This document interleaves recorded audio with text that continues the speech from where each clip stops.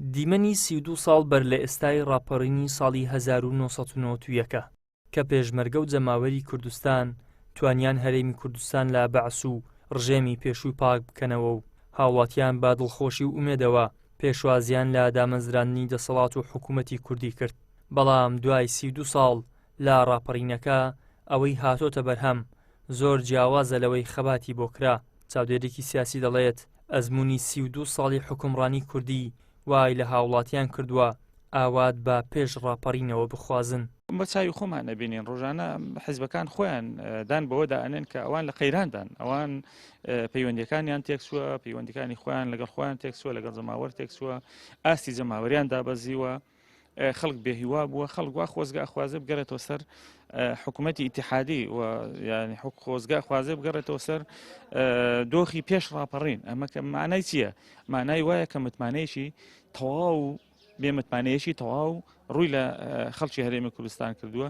کۆمەڵێک قەیران بەرۆشی ئەم هەرێمەی گرتووە. ئەگەر حیزبەکان بە خۆدان چوونەیەک نەکەن و بخۆیاندا نەچنەوە ئەم بارودۆخە چاک نەکەن کە خۆیان خراپیان کردووە، ئەوە دۆخی هەرێمی کوردستان بەرەو پاشبوونێشی زیاتر ئەڕوە.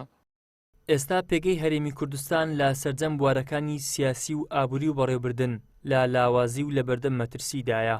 وەکو ئابووری ناسێک دەڵێت لە ئەنجامی ئەو تند و تیژە ئابووریەدا کە حکوومەتی هەرێم پەیڕەوی دەکات، هاوڵاتیان لە خۆبژێویەوە بۆ بەکارهێن پاشەخشەیان کردووە و لە ژێرخانی ئابووری هەرێمی بە شێوەیەکی مەترسیدار ڕووە و داڕمان بردووە.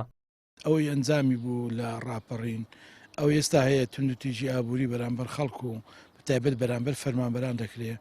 خەڵکی مەلە خەڵکێکی خۆبژێوە بۆ خەڵکێکی بەکارهێن و ئەوەی لە کوردستان هەیە نادادی هەیە لە دابەشکردنی دەسات و دابەشکردنی دەرفەتی کار.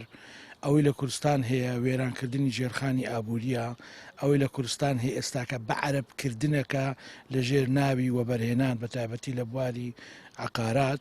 بۆیە ئێستا ئەوەی دەبینین لە بواری ئابووری پاشەکشەی زۆر زۆر هەیە بە ڕەخمی بوونی دەرامەتێکی زۆر، نەوتێکی زۆر، گازێکی سروشتی زۆر، سەرچاوەکانی داهاتی ترکە زۆرن، بەڵام دۆخی ئابووری خەڵک زۆر خراپە. 32 ساڵ بەر لە ئێستا هاوڵاتیان بە ئومێدی باشترکردنی ژیانیان لە ڕووی سیاسی و گوزەران و ئازادیەوە ڕاپەڕینیان ئەنجامدا.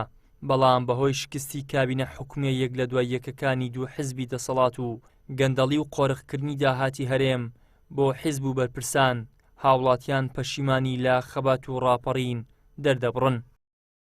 ئیدریس محەممەد، کەناڵی ئاسمانی پەیام، هەولێر.